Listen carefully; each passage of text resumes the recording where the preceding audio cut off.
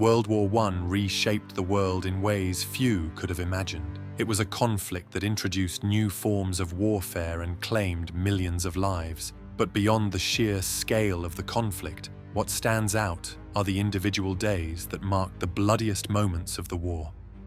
These were days when strategies faltered, when the true cost of modern warfare was revealed, and when soldiers on both sides faced unimaginable horrors. Today, we'll cover some of the deadliest single days of World War I, when the violence surged to unprecedented levels. February 21st, 1916. The Battle of Verdun stands as one of the most harrowing engagements of World War I, with the French and German armies locked in a deadly struggle. The first day of the battle marked the beginning of what would become the longest and one of the bloodiest battles in human history. A battle designed to bleed France dry. The German High Command conceived the offensive at Verdun with a clear, brutal objective: to inflict maximum casualties on the French army, forcing them to defend a position of symbolic importance at any cost. Verdun, with its series of forts guarding the approaches to the heart of France, held immense strategic and psychological significance. The Germans believed that by attacking Verdun, the French would commit all their resources to its defense, and in doing so, suffer losses so severe that they would be unable to continue the war. In the early hours of February 21st, the German artillery unleashed one of the most intense bombardments. Over 1,200 artillery pieces rained shells down on a front just a few miles wide, obliterating trenches. When the bombardment stopped, the German infantry advanced through smoke and debris, and those who survived the artillery barrage faced the onslaught of German troops. Entire sections of the French line were overrun, and the situation seemed desperate. But the French, despite the chaos and destruction, refused to break. General Philippe Pétain famously ordered, "Ils ne passeront pas," they shall not pass. The first day alone saw around 24,000 French soldiers killed, wounded or captured, as well as thousands of Germans. But the line held, although barely. The fighting at Verdun quickly devolved into a brutal, grinding war of attrition, with both sides suffering appalling losses. The terrain, churned up by constant shelling, became a quagmire of mud and blood, where men fought and died for the smallest of gains, often just a few yards of devastated ground. The forts that ringed Verdun, particularly Fort Douaumont, became focal points of the struggle, with control of these positions changing hands multiple times as each side launched desperate attacks and counterattacks. Over the course of the battle, which raged for nearly 10 months, the French would lose approximately 377,000 men, with the Germans suffering nearly as many casualties. But it was the first day, February 21st, that revealed the extent of the suffering to come. For the Germans, Verdun represented a failed gamble, a battle that drained their resources and morale without achieving its strategic objective. July 1st, 1916. The Battle of the Somme was meant to be a turning point in war, a massive Allied offensive designed to break through the entrenched German lines. Instead, it became the bloodiest single day in British military history. The Somme offensive was meticulously planned. For a week leading up to the attack, British artillery pounded German positions with over 1 million shells, intended to obliterate the enemy trenches and barbed wire. The plan was simple. The Germans, weakened and shell-shocked, would be easily overrun by the waves of British soldiers who would then push through the lines and change the course of the war. But as dawn broke, the reality would shock everyone. The artillery bombardment, though fierce, had been largely ineffective. Many of the shells were of smaller caliber and failed to destroy the deeply dug German bunkers and dense rows of barbed wire. The barbed wire remained largely intact, funneling the advancing troops through small openings, ideal for German machine guns. At 7:30 a.m., the first wave of British soldiers climbed out of their trenches and began their advance across no man's land.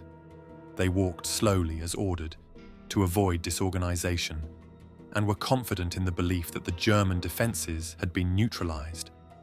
But as they moved forward, the German machine guns, manned by soldiers who had taken shelter during the bombardment, quickly positioned themselves and began to fire. The result was catastrophic. Within hours, nearly 60,000 British soldiers were killed or wounded, many of them cut down before they even reached the German lines. Entire battalions were wiped out in minutes. The scale of the slaughter was unimaginable. Trenches and fields were littered with bodies. Among the most tragic stories of that day is that of the PALS battalions, units composed of men from the same towns who had enlisted together to fight side by side. Entire communities lost their young men in a single morning, as these battalions were decimated in the attack. The Battle of the Somme would drag on for months, ultimately becoming one of the largest and bloodiest battles of the war, but it was the first day that left an indelible mark on the British psyche. The promises of glory and swift victory were shattered, replaced by the realization that this war would be long, brutal, and costly. October 12, 1917, the Battle of Passchendaele, also known as the Third Battle of Ypres, was one of the deadliest for the New Zealand forces, who suffered catastrophic losses in a single day. By October 1917, the battle had already dragged on for months, with Allied forces attempting to break through the German lines in Belgium. The objective was to capture the ridges surrounding Ypres and push towards the Belgian coast, thereby crippling the German U-boat threat and breaking the stalemate on the Western Front. But the battle was fought in some of the worst conditions imaginable, with the flat, low-lying terrain of Flanders turned into a vast, muddy quagmire by relentless shelling and rain. On the morning of October 12th, the New Zealand division was tasked with capturing the Bellevue Spur, a strategically important ridge overlooking the Passchendaele village. The attack was scheduled despite the appalling weather and the treacherous condition of the battlefield, where men and equipment were swallowed by the mud. The plan was for the infantry to advance behind a creeping artillery barrage, but this would prove disastrous. As the New Zealand troops moved forward, the mud was so deep and sticky that it was almost impossible to move. Soldiers found themselves trapped, unable to advance or retreat, and many even drowned in the waterlogged shell craters. Communication between units broke down, and coordination with the supporting artillery faltered, leaving the advancing troops exposed to German machine gun fire and artillery. The German defences on the Bellevue Spur had been reinforced and were ready. The lack of cover, the disorganisation caused by the mud, and the failure of the artillery to suppress the German positions turned the attack into a slaughter. In just a few hours, over 800 New Zealand soldiers were killed, with thousands more wounded or missing. It was, and remains, the single most devastating day in New Zealand's military history. The assault failed to achieve its objective, with the Bellevue Spur remaining firmly in German hands. The New Zealand division, which had already suffered heavily in previous engagements, was nearly shattered by the losses. The ridge that had cost so many lives would eventually be captured weeks later, but the strategic gains were minimal, and the price paid in human lives was beyond measure. August 26, 1914. The Battle of Tannenberg was one of the early clashes on the Eastern Front that would have dire consequences for the Russian Empire. Among the days of intense fighting, August 26th stands out as a day of decisive and catastrophic losses that sealed the fate of the Russian Second Army and marked one of the most significant defeats in the war. As the war began, the Russian Empire moved quickly to engage the Germans in East Prussia, hoping for a swift victory. The Russian Second Army was tasked with advancing into German territory, while another Russian army attacked from the north. The plan was to overwhelm the German Eighth Army by sheer force of numbers. But poor coordination, communication failures, and the rapid movement of German forces would turn this plan into a disaster. On August 26, the German commanders executed a carefully crafted encirclement. Using their knowledge of the local terrain and intercepting Russian communications, they managed to lure Russian forces into a trap. The Russian Second Army, spread out over difficult terrain and poorly supplied, found itself facing concentrated German firepower from multiple directions.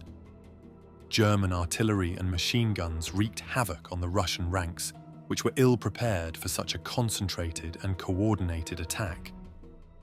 As the day wore on, the encirclement tightened, cutting off Russian units from one another and trapping thousands of soldiers. By the end of the day, entire divisions were surrounded with no hope of escape. The Russian Second Army suffered as many as 30,000 killed or wounded, with tens of thousands more taken prisoner in the days that followed. The losses were catastrophic, and the Russian command structure collapsed under the pressure. General Samsonov, overwhelmed by the scale of the defeat and the destruction of his army, would later take his own life in the forests of East Prussia. The defeat at Tannenberg would haunt Russian military operations for the rest of the war, contributing to the eventual collapse of the Russian Empire. Those are just some of the most terrifying days of World War I, and if you are interested, we will cover more of them in the next video.